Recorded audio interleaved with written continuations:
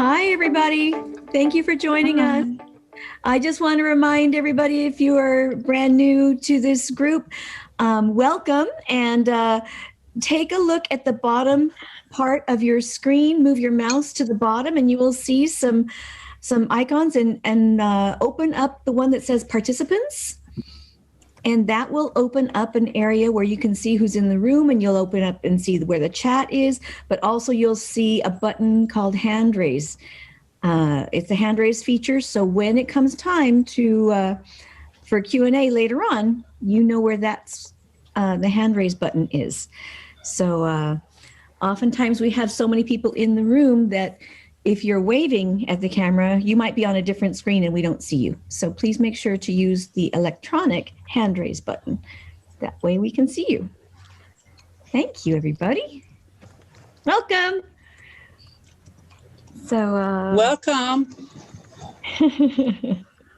Hello, everybody. Sound check. I see some new faces today. Hello. Welcome to anyone who's new. Welcome to our Live and Learn. This is going to be a very interactive Live and Learn session.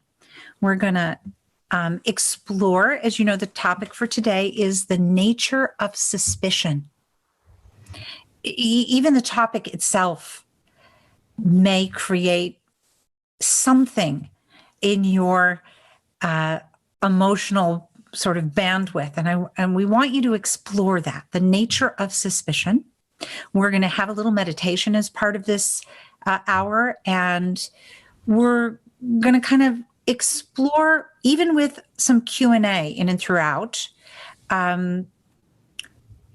where and in what way this very moment that we are all sharing, not just here, but globally, universally, planetarily, the nature of suspicion has become heightened in a way, and what are our needs and wants and desires to modify our understanding of that. And so do you want to kind of yeah. where we began to explore? Oh, we have a virtual background, as you can see today. So I might dip in and out. That could be very suspicious, but it could be. Since everybody has virtual backgrounds. See, when Jillian turns towards me, she disappears. So you can't look at me. Okay. Okay. So anyway, you know, suspicion is a cycle. It recreates and inspires more suspicion. The way you could say it to have an oddly biblical tone is suspicion begets suspicion, and fear begets fear. And in the healing world, there's a lot of that. There can be suspicion keeps us in fear, and therefore fear perpetuates the desire and the craving for protections, and fear of doing things wrong makes us look for better ways to do them right. And it creates what ifs and complex how to do it this way so we don't get it wrong that way. The nature of suspicion, ultimately, though, is that it causes us to distance ourselves, from one another, which is ultimately to distance ourselves from love, from connection, and from oneness. And one of the ways in which we were trying to explore this topic was to take ourselves to the recognition of how very voluminous aspects of our life support and or kind of egg on that suspicion. And that could be the most everyday mundane things. It could be, as we know, media. It could be religion. It could be politics. It could be family dynamics. It can be all of these sort of catalytic relationships that we sit in. And often I compare discernment as being a source of instinct and suspicion to be something that discernment, when taken over by the mind, spins out, just in the same way that sometimes disappointment, which can be a healthy observation can turn so quickly into betrayal. And we have to be aware that consciousness experiences itself through the thinking mind. So we live this. And we'd like you just kind of at the tip of this conversation to take a moment, whether you have a pen or a pencil or your phone.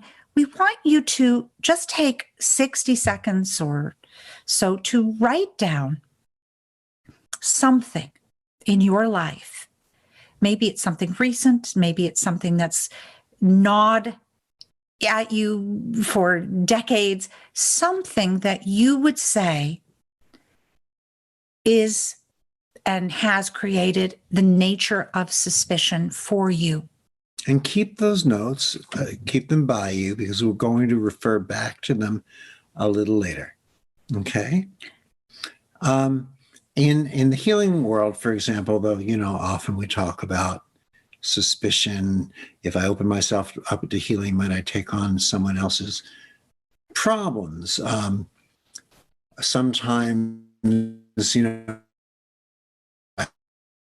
religion can do things. What's the source of this healing? Is it evil? Is it the devil? Is it energies that aren't here for our good? Suspicion often causes us to personify things, to create the appearance of a reality where the reality itself doesn't really exist, which isn't necessarily a bad thing, because personifying our fears makes them appear very real, which, yes, creates and intensifies the fear. So why is that not necessarily a bad thing?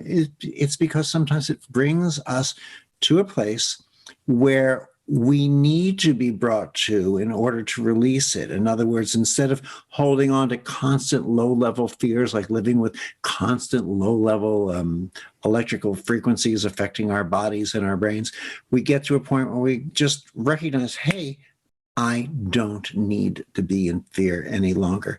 So recognizing and acknowledging these things is not to be equated with a judgment of good or bad as much as it is a recognition of something. Yeah. And when we think of love, the experience or the feeling of love can be suspicious, but love has no suspicion.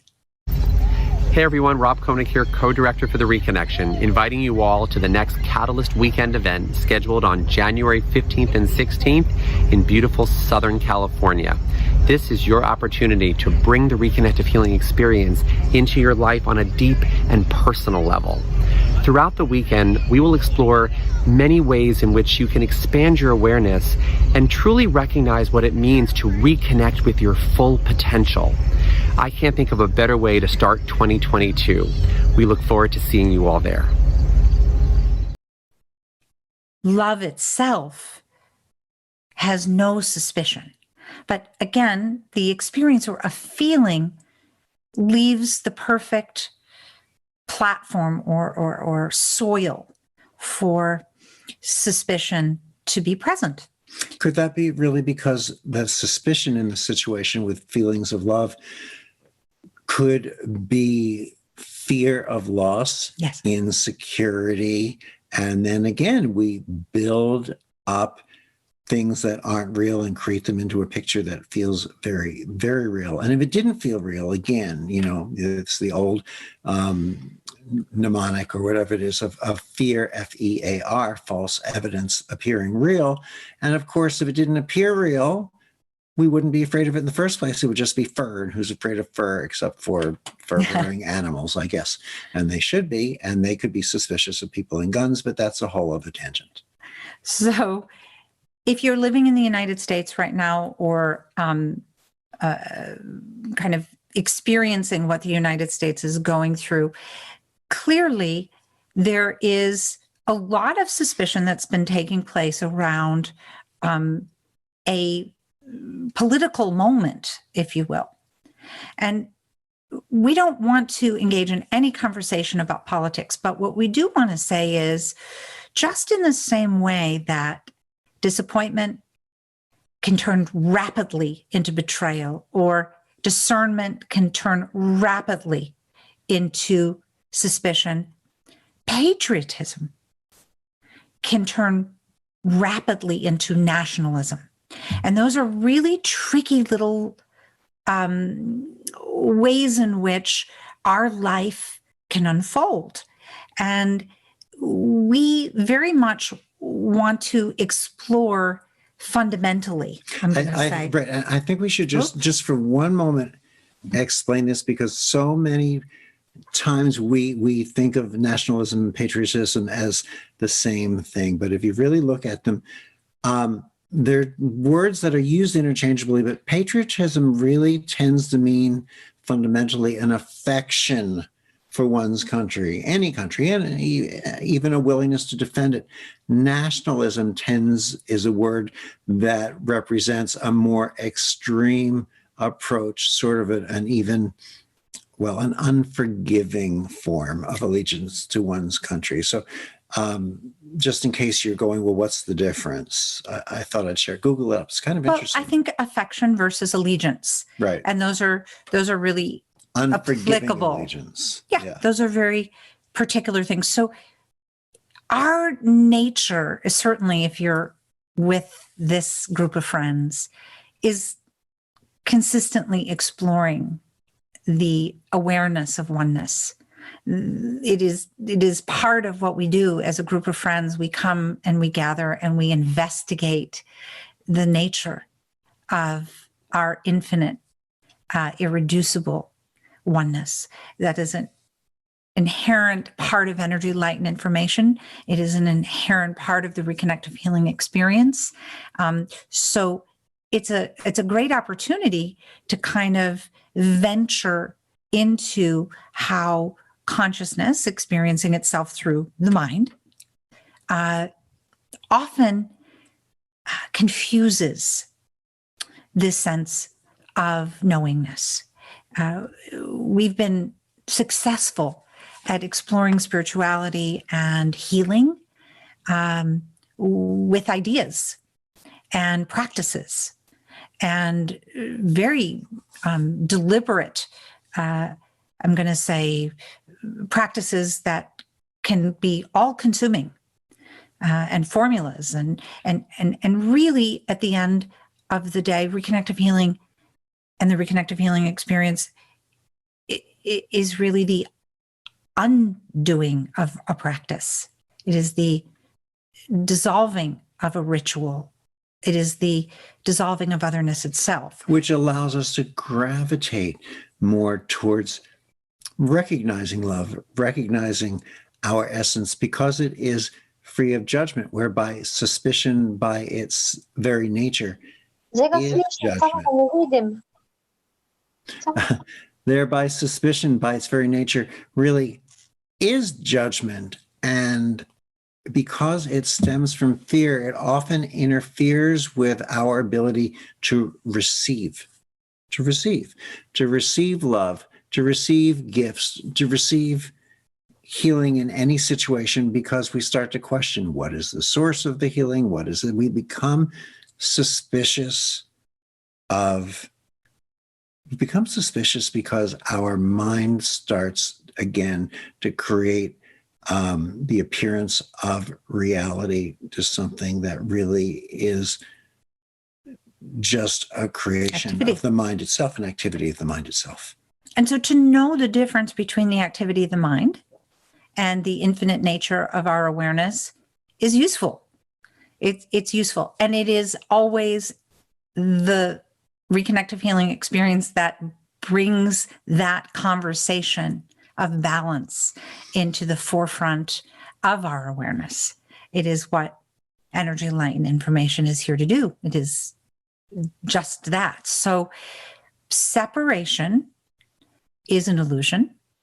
We can talk about that from the format of quantum physics. We can talk about that from the format of many different spiritual explorations and belief systems. And we live it in the Reconnective Healing experience so simply because it actually circumvents, in a way, that attachment to the thinking mind. And that's what we want to play with today. We want you to pick, I'm going to use this word in a way that I want you to take it fully. We want you to pick your most charged suspicion, whatever it may be. It could be something, again, instilled from childhood. It could be something that came up recently. It could be a situation that you're embroiled in, and really, complicated circumstances have become part of your reality. Whatever it may be, It could be pick your beliefs, most charged suspicion. It could even be political parties within your own country. It could be factions, religions, or peoples sharing a country's border but struggling for their own. And it's not that it might not have some basis in reality at one point or another, from oppression or anything else. So choose what it is. You don't have to assign it as real or not real. As a matter of fact, attributing it to something that feels very real actually invests you a little bit more in what we're going to be playing with today.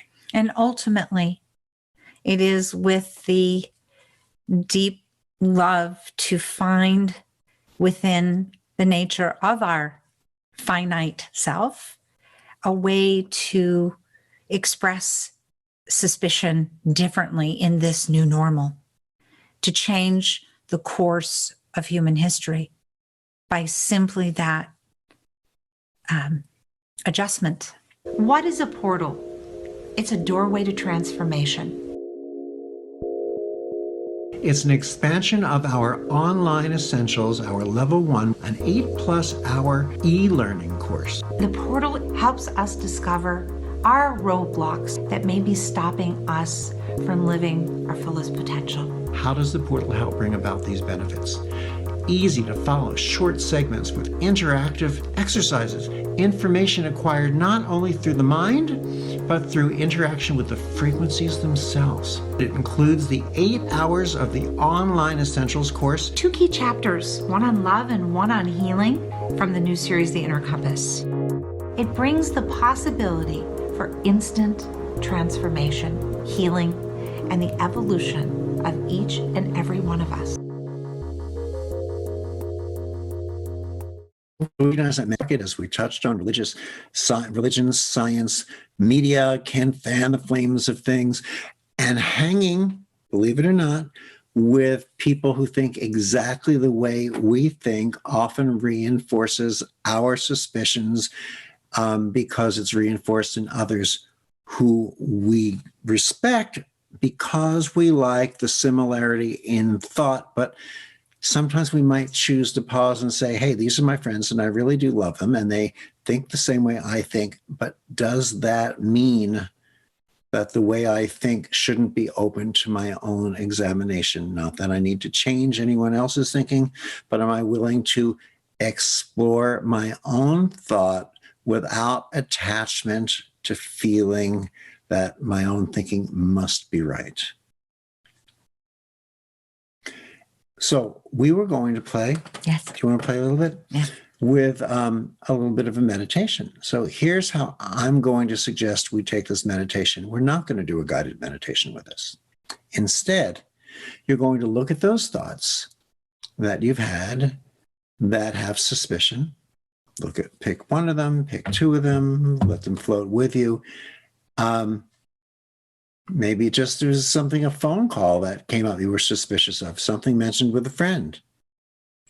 And before we begin this, we want to say hello and goodbye for now to our YouTubers. We hope you YouTubers will actually come join us and be a part of these things because you're going to enjoy the meditation. And I guess when you do join, you'll actually get replays, right? Yeah. So you can do the meditation with us then. Anyway, so bring your attention to your thought, and we're going to experience The thought that you wrote down. Right. Bring your attention fully in the most charged way to the situation or circumstance or predicament that might be creating what we'll call the nature of suspicion for you. And let's see what opens for us also during this meditation as possible alternative thoughts to these suspicions. Are there alternative thoughts? If there are, what might they be? What's on the other side of that suspicion?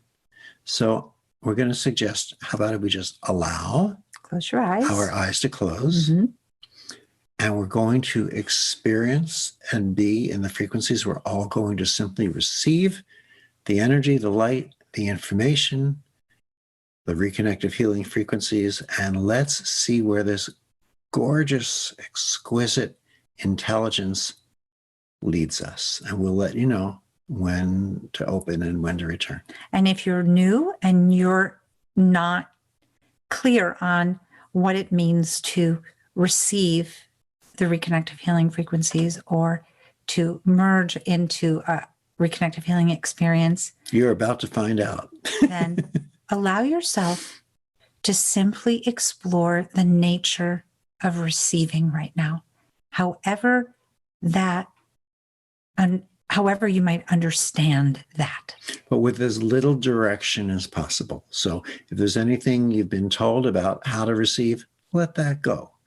If there's one special thing you think you really should do to receive, let that go too. And let's see what you receive in that release process. Okay? Eyes closed, and here we go.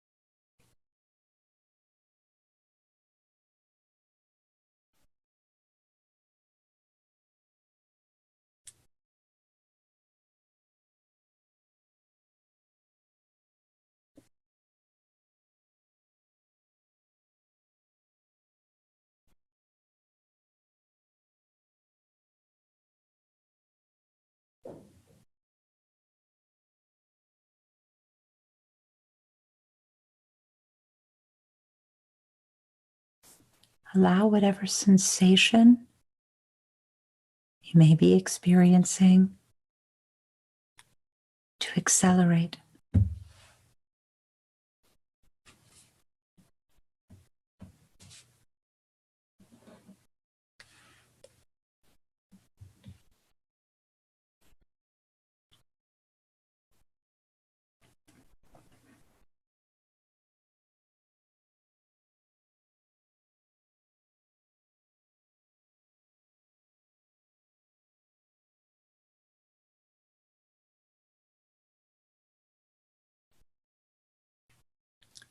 If a thought comes to mind and you question whether or not it's the right one, ask yourself, what if this is a suspicion?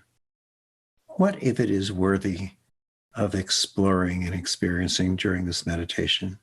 And just allow yourself to experience it without the judgment of whether or not it's the right one.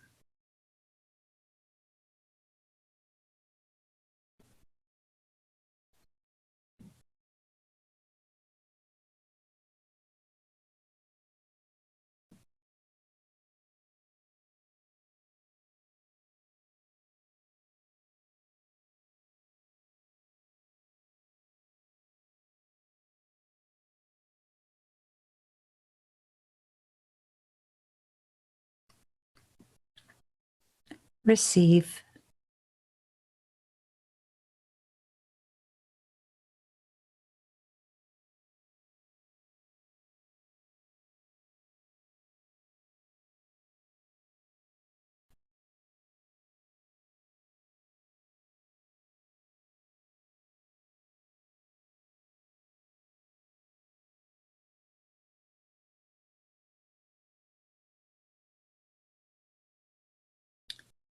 receive.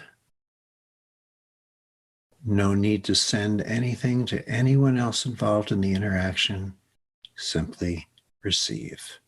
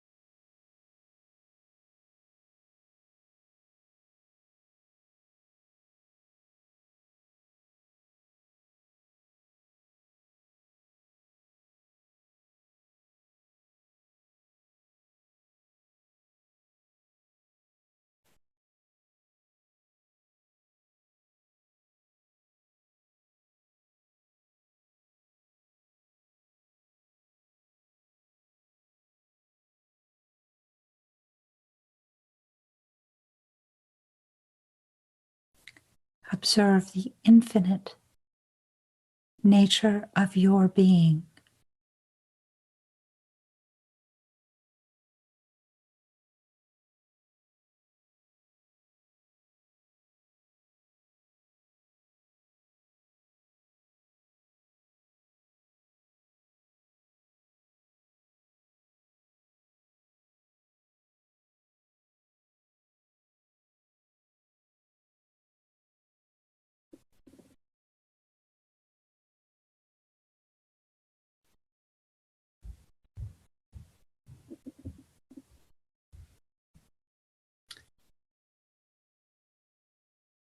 If you observe yourself bringing in protections while you think of suspicions, release them.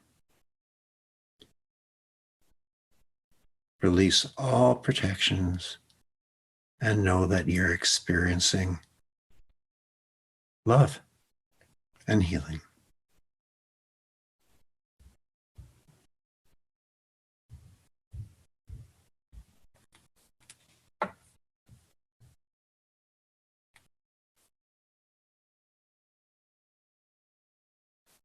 Allow the nature of suspicion to be the nature of mind.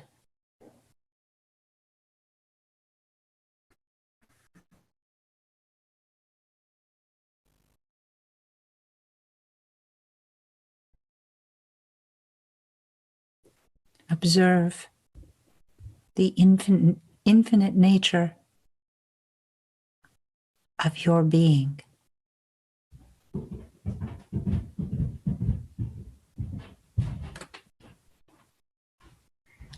Awareness is your being. Mind is just a portion of that.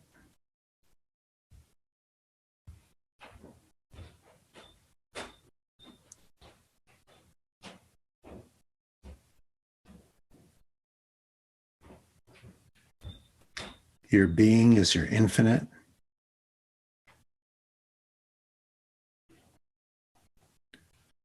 The mind of suspicion is the finite portion. Let it go and release and experience the infinite. That is you.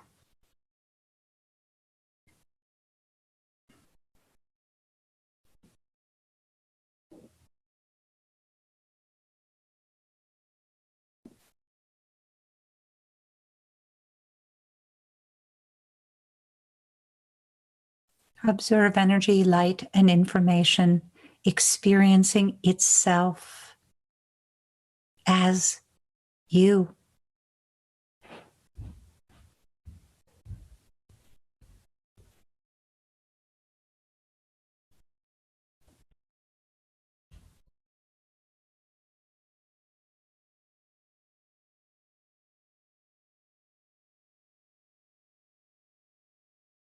Notice consciousness experiencing itself as the activity of mind.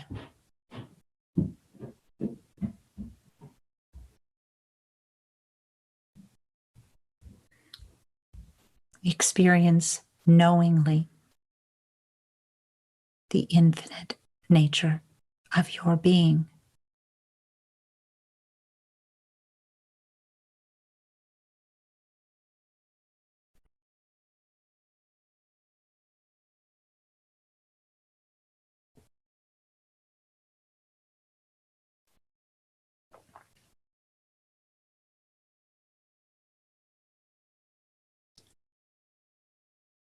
Slowly, when you're ready, allow your eyes to open and come join us back in the open-eyed world.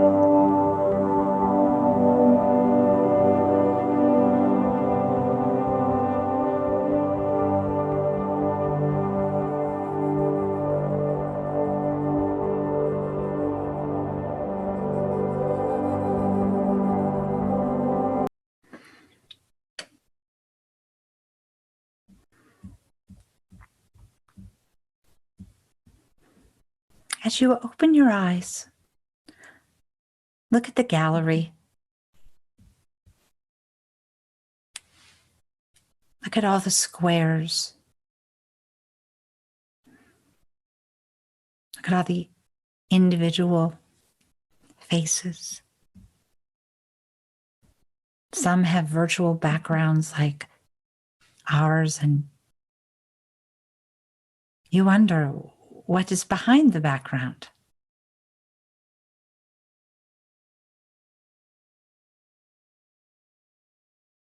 Look at one another. What do you experience, recognize, feel as you see each other's expressions?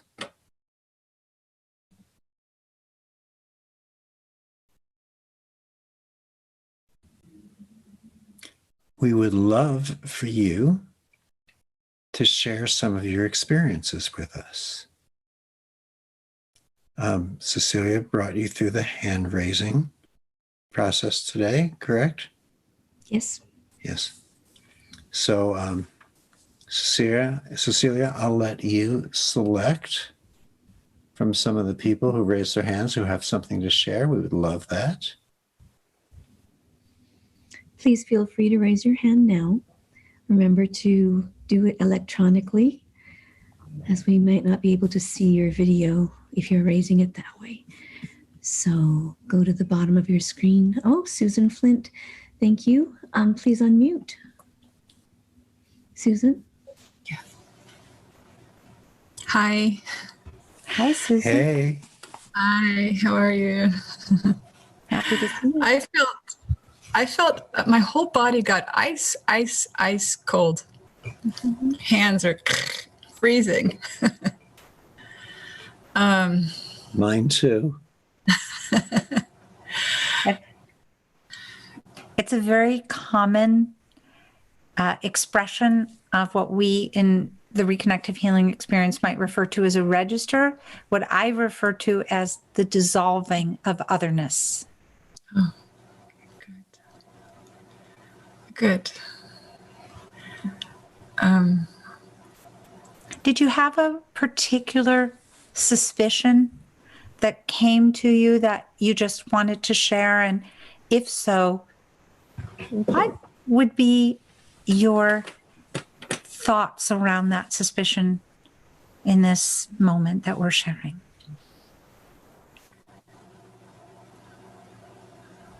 Well, I took the class your online class, and I was particularly struck when Dr. Eric said, and he was talking about spiritual attacks, and I've experienced a lot of that in my life. And he said, I can't be voodooed. I mean, that just stuck with me. And I've always been suspicious about that. Well, because it was very real for me. So, I mean, I've seen some gnarly stuff in my life. And so, I think I'm on the other side of that now, but there's still a after feeling.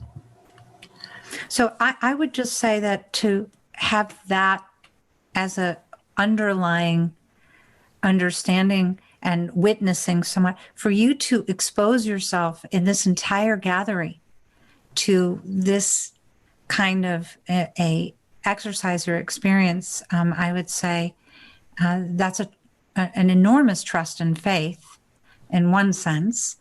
And so I want you to notice that, especially if you are suspicious of spiritual voodoo, as you referred to it.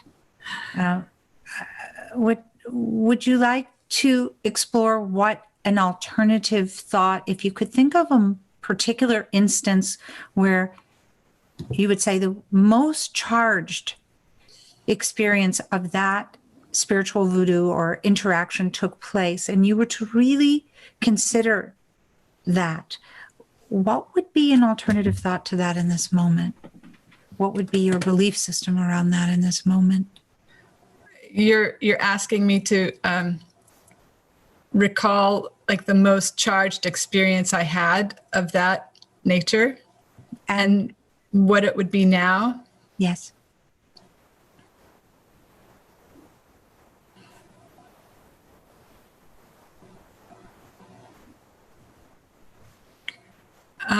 Well, my hands are sweating.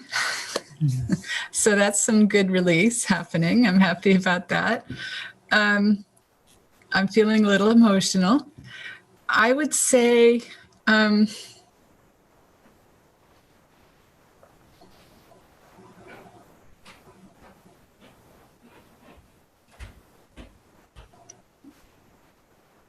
it's hard to say. Is it real? The memory is real. The memory is real, and that is memory. Yes. Yeah. And perspective. And perspective. So as you receive energy, light, and information, what is real in your now, your here, your is? Yeah. Well, my real and my now is that I'm with a group of lovely people, and I'm grateful to be here and finally made it here. Have you ever not been in the now? Have you ever been? Oh, yeah. Yeah? I've not been in the now for a long time. And that would simply be the activity of consciousness, which is contemplated in time. But Eric's question, have you ever truly not been in here or now? Can you ever be in the then? In Sure. your memory, yes. In your memory you can, but in your my actual presence, can you ever be anywhere but the now? Can you be in the then? I can be in the then, I think. Your Okay. your finite self can experience then, there, here, next year, yesterday, but your true nature is never anywhere, but It's all time, right? it's here. It's here. It's only here.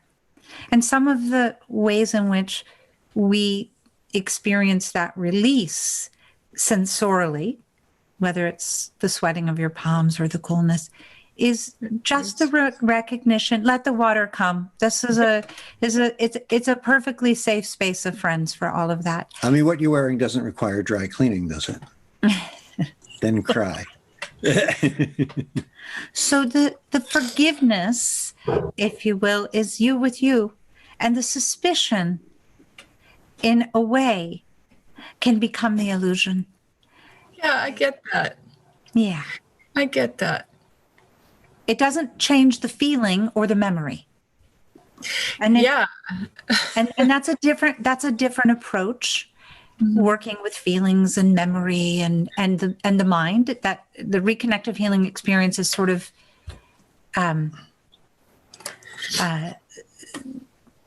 that which we come to after we recognize that is the great illusion.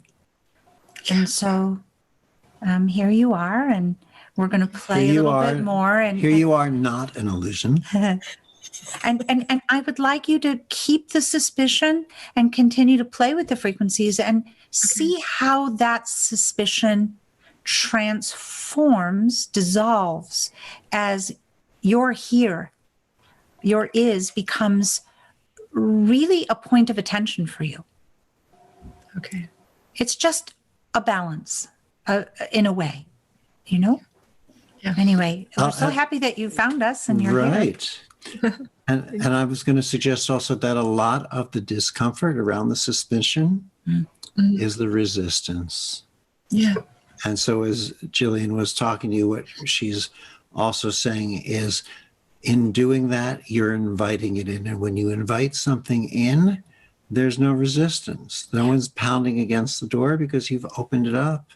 Yeah. And suddenly you find the discomfort wasn't anything but the resistance. Yep. So thank you. Thanks. Welcome. Thank you. Who All else right. wants to jump in? We have Lisa Van Coatsville. Lisa, will you please unmute? Hi. So can the suspicion be about like a global thing? Yes. Because I missed the beginning, sorry. I have big suspicions about vaccinations, and I appreciate it's a big subject and not everyone feels the same. So what came through that meditation was is about allowing everyone to have their point of view and loving them, and there's no right or wrong, which is really frustrating because I have so much data to back up my point of view, but I also know there's a lot of data backing up other people's point of view. I am absolutely moved by the incredible awareness that you are sharing right now. It is exactly what really you just shared, which is your instinct and discernment is yours. And another's is theirs. But to be suspicious of another is the consumption of other. And in the reconnective healing experience, that is simply dissolved with energy, light, and information. It is the nature of that dissolving. And can we share a humanity where we have our discernment, that which is appropriate for us on our life path, to bring the highest form and purpose in the activity that we are here as on behalf of God, love, the universe, whatever it may be, without the need to destroy another. how might we accomplish that? And I think you just shared something really integral. I too have a strong point of view on vaccinations. And discernment, again, is something that is both a right and I might even go as far as to say a responsibility, but that is different than the concept of suspicion. It's a different mindset of approaching the same thing. We could be suspicious of vaccinations. We could be discerning about the vaccination process. And although the choice might turn out to be the same, the process and the effect that it has on us is quite distinctly different. So to understand someone who makes the choice, Lisa, to vaccinate their children. Or not. Or not, but in this case, something different than you would choose. In what way would that, I'm going to say, accentuate or accelerate your suspicion? What would be the judgment in that? There's not so much the judgment in what people want to do.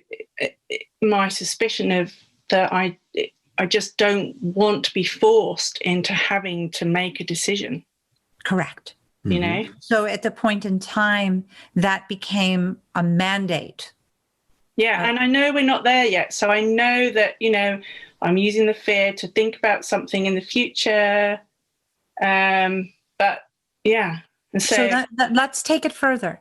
Okay. You said something beautiful, which was my understanding about why I would choose not to vaccinate would be a knowingness, right?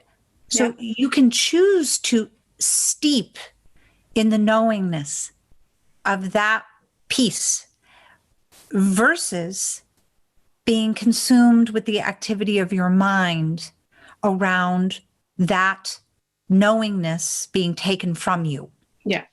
And that's the consistent balance that the activity of mind or consciousness, we are part of a collective consciousness. So let's start with the premise. Each and every one of us is an activity. We are not an entity. We are an activity.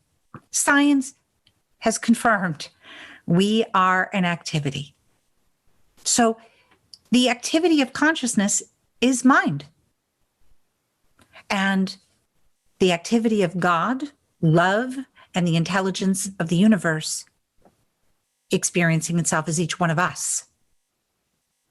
So we have this magnificent balancing that is always part of the reconnective healing experience. When we say reconnective healing is about a return to balance,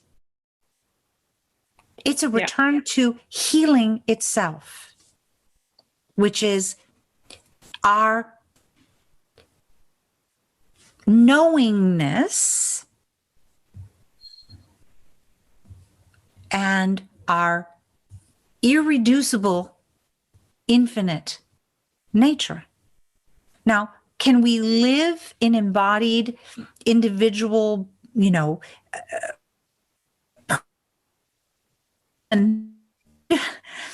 as pure awareness? No. We are finite. We are an activity. But in the activity that is each one of us, we share consciousness and we share the activity of mind. So, and we know that that influences the field. We know that it influences consciousness, collective consciousness. It's just often we stop there. We think that consciousness and the activity of consciousness or mind is all there is. And this is part of neuroscience. It's a wonderful platform for us to perfect our experience. But what is prior to the activity of experience. That is reconnective healing experience, and that is energy, light, and information. And it has a significant asset. It is a significant asset in our finite experience. So I know this is a lot of words and we're moving through it. We want you to recognize the innate understanding that you have available through the consistent balance that we speak about in the reconnective healing experience. It is to know knowingly your true nature. And in that discernment, vaccination is not appropriate for you on your path at this time.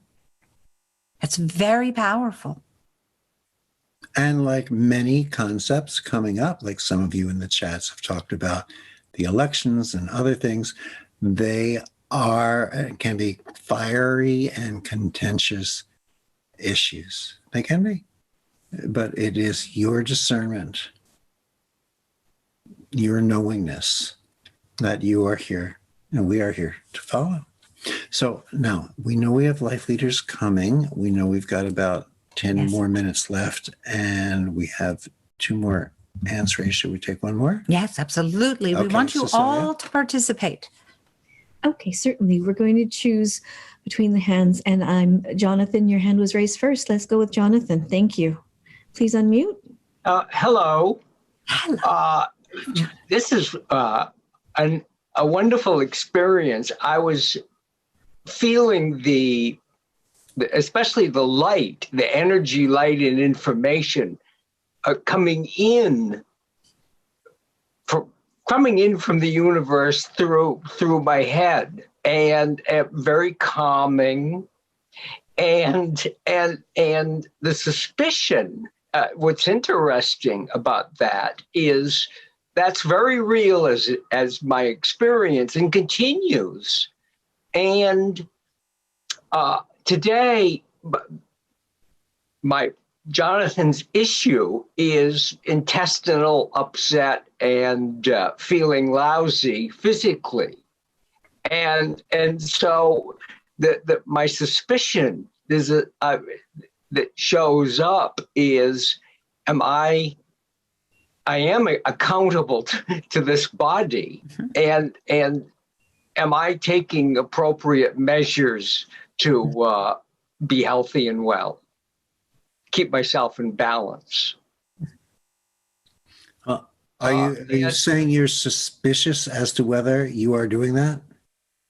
Yes, that is the suspicion. And it's like, my mind goes, oh, do I call the doctor? And I saw him last week and I was fine and healthy. Yes, I understand. So a condition of physical imbalance can create fear. And that moment of fear always offers 2 platforms, in my view. Discernment, which is your instinct. You, Jonathan, have spent enough time in this group of friends to know the difference between instinct and intuition. And I think with all physical related imbalance, you allow your awareness of instinct to lead. And so in this exercise, you were suspicious about whether you were having a situation that required a doctor visit, even though you had gotten confirmation, not just even but a week ago, that you're perfectly healthy. So as you emerged from this very gentle meditation, how has your suspicion about this question, can you bring suspicion into another format, and I would say that format would be discernment. Can you find the discernment? My discernment in this now is to trust the process, to trust my own process in life, just trust and trust what's going on. And, tomorrow will be new, or 15 minutes from now will be new and different. Perfect. But it is to trust. It has to do with trusting the process. I like that.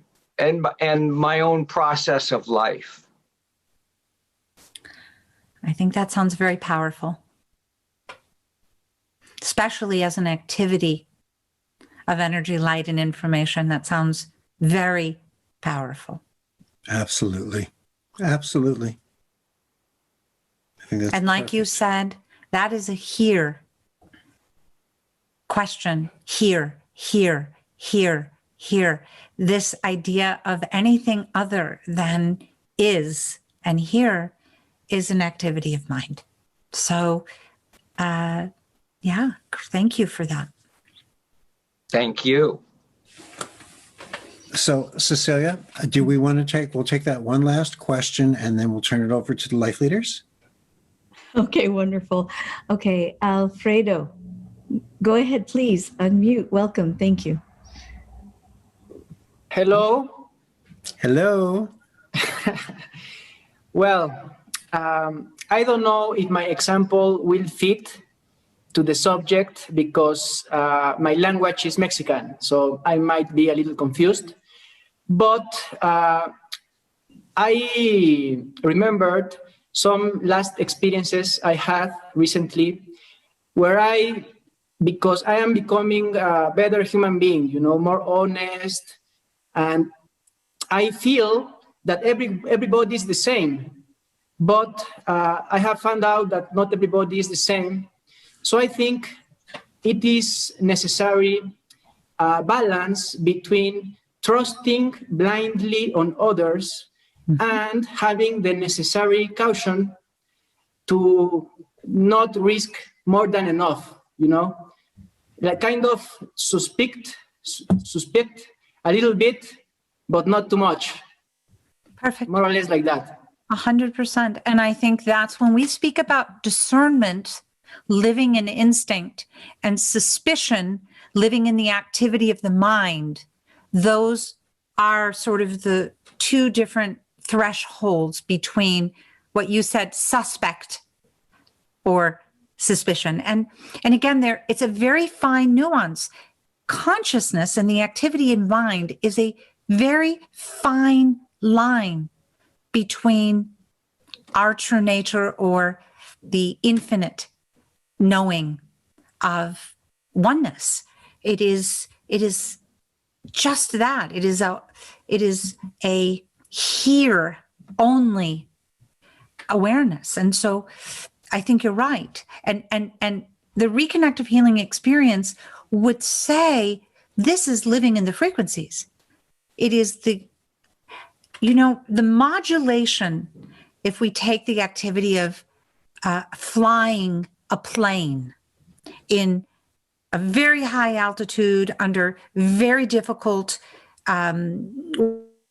weather conditions, instruments, how do we navigate?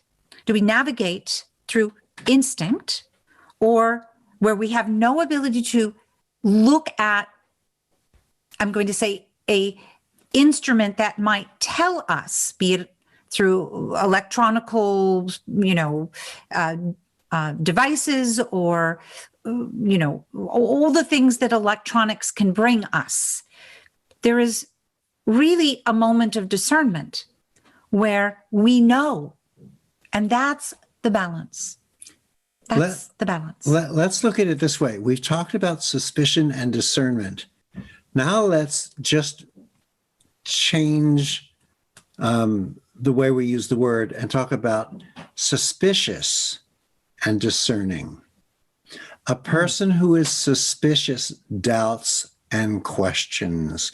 It's an ongoing existence of negativity, ultimately fear. A person who is discerning is someone who sees and evaluates, not judgment as far as, good or bad, but discerning in what is appropriate, such as the previous conversation about, are vaccinations appropriate? What is the data about it? Do I want to not allow that to happen to my child, or do I feel all right about it? So discernment is a way to evaluate, and it's often led not just from the mind, but led from instinct and knowingness versus suspicion, which is often led more by a judgmental fear basis. You solved my doubt. Thank you. I understand now. Yeah, and I love that you're exploring it on such a personal level, Alfredo, as your true nature is becoming really intriguing and worthy of self-investigation as the primary focus of your attention. And that is where all of this lives. It is to be so curious about the nature of our being that consumes the activity of who we are rather than the activity of mind. Beautiful. And so it's just awesome. Thank you for that. So Cecilia, how about we let you let people know what they may need to know and lead them into maybe another 10 minutes or so with the life leaders? Okay, great. So folks, that's a really good idea. So thank you so much for waiting. We are at the hour, but we are still going to have our life leaders. And what we need to know is if you have a dog, if you know people with dogs, if you even enjoy dogs, if you like dogs, if you love dogs, we are going to be speaking about dogs. Celia? Saturday, yes. Hot dog. With mustard, please. I knew your mustard said that. So we are going to be speaking with this fabulous group called Dog Life Matters, and I'm just posting the link there in the chat on Saturday from 9 a.m. to 1 p.m.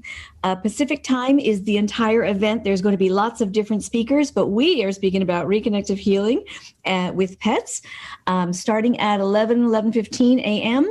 And we're going to speak for a little over an hour on that. And so you can join us. There is a link right there. It is a free event. They also have opportunities to donate if you wish, but it's a free event. So please join us on Saturday for that. So that is what I wanted to make sure everybody knew. And now I'd love to introduce our life leaders to you. Today we have Barbara Solomon, Alina Copeland, Hi there. And Hi. Alderman Plesnick. So Hello there. Ladies. Hello, everybody. Greetings, everybody. Okay, great. Thanks for joining us today. I have to admit, I'm still a little bit spacey from the wonderful meditation. It was so beautiful, and thank you for that. I also had some registers and some tears. And I remembered a certain story from my childhood. And I also remembered that as a child, I already was able to access this knowingness. Because every time that when I remembered it, it didn't cause any trauma. I just remember it. And if I can just continue just for a short while, I got this impression that by discernment, we also become very creative, because when we know that a sort of suspicion that this discernment can lead to suspicion, but we decide not to, we are creative and we search for better solution. What do you think, Alina? You're mute, darling. Hi, everyone. So the meditation was beautiful, and it was coming in my mind, a suspicion that I had. For everyone that don't know me until now, after the training program with Dr. Eric Jillian, I began to write. So the experience is just so joyful and full of love. And in this writing, I'm in ease. So it's just like children, they are just enjoying. And I remember my uncle, I love my uncle very much. And he knows a lot, and he's really, I know he loves me very much, and he just wants to protect me. And he just asked me, what do you want to say? And I asked him, what do you mean? So it's, how do you explain? It's now try to understand with the mind. And I said, I can't explain it. It's so beautiful, and I just feel a vibration. So it's something that pushed me. And then he asked me, how do you write this? And I said, I don't know, words are just coming. So it's just a ease that is here, and I love it. And he started to speak with me about channeling. And he asked me, I hate this word, so I don't like channeling, because it's a word, channel, presume that I'm here and someone is here and information is going from one to the other. And I say to him, I don't think in a way like this. I don't say, hello, John, are you here? So words are just flowing. So he told me something about channeling and I started to be suspicious and to ask myself, oh my God, what if? And during the meditation today, it was so beautiful, and I just asked. So for me, it is like this. So the only thing that validates channeling, source, whatever you want to say, reconnective healing, it doesn't matter what. It's my experience in this moment, in the love, in the joy, it's oneness. It's not separated. I'm not separated from John or the tree or Jillian or Aida or Barbara or our life leaders. So the experience of love and joy and excitement in the reconnective healing frequency and being one, this is what validates my being now. And so during the meditation today with Dr. Eric and Jillian, I just asked, like a child, okay, I'm asking now the stars. And it was coming, the soul. The stars is your soul, the soul. And I said, oh, okay, cool. And then the guides are the soul. And I was like, okay, what is the soul? The soul is the eye of God. And it is peace. So I love to share with you this experience, and I see Aida and Barbara laughing. Do you want to share something with us? No, we can continue listening to you because you get into your channel and you're inseparable. You cannot be separated from it. You just go with the flow. It's you. We get to be the part of you. It's beautiful. What else to say to that? And yes. Every time when you experience something from these circumstances and you react to them, there's always the bridge to come home to your essence. Yes. Right, Barbara? Yes. Oh, yes. I actually feel that that's where I was during the meditation, which is one reason why I'm still feeling a little bit out there. But yeah, it was beautiful, and I enjoyed listening to all the experiences that the other people were bringing up, like Lisa and Jonathan. One of the things that resonated with me towards the end when Jillian was talking about devices and electronic devices, and that to me flashed on when I used to work in ICU and the patients were hooked up to all these different devices, their heart rate and their breathing and their blood pressure and, everything. You just looked at a monitor and there it was. And then years later, when I was going back to acupuncture school and I had been away from bedside nursing for a long time. I was working in research for many years. So I decided to go back to bedside nursing, and I thought I'd start easy by working in a nursing home. So I was charge nurse in a nursing home, and one of the things I had to do was go look at a client, at a resident who had transitioned, and I'm like, where's the monitor? And I just became so used to using those devices, and then suddenly it's like, oh wait, I can do this. So I used kind of that instinct. I went back to that, but it took me a minute to get away from those devices and get back into just the knowing of, I can do this. I can step up and make that discernment. So, but it's easy. It's so easy to get caught up in that and forget, just forget to get back into ourselves. And, when we get caught up into this suspicion, that is so easy to get pulled out of that into our selfness and forget about the connection with everything. And it brings more separation. Yeah. And that's what it seems like to me. I don't know. What do you guys Yes, think? I'm thinking about your experience as a nurse, and I'm thinking about how I came to Reconnective Healing, because if my daughter wouldn't have some health problems, then I would never even concern doing anything with any healing at all. I mean, anything that would have a word healing, because I'm a creative type. And to me, the creative deed in this was that I was suspicious of doctors, and I could agree with Lisa. I share the same perspective.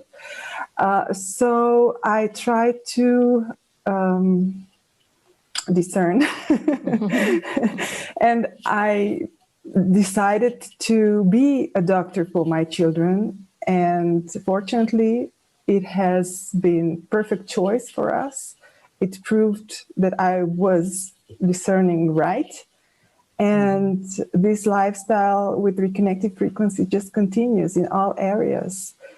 Yes, and even as I told you before, all supposedly traumas from childhood can be simply dissolving. I wanted to say resolved, but they are not resolved. They are dissolving because we step in our knowingness and switch in and out, and we become more and more whole and get back our fragmented self. Yes. Yeah. And we become love, as Alina says. And that's so beautiful. So beautiful. I'm convinced that everyone knows inside.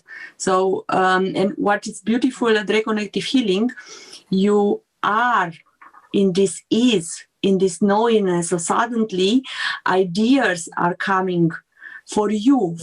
And this is how it's designed. It's designed for each of us, somehow individual in the oneness.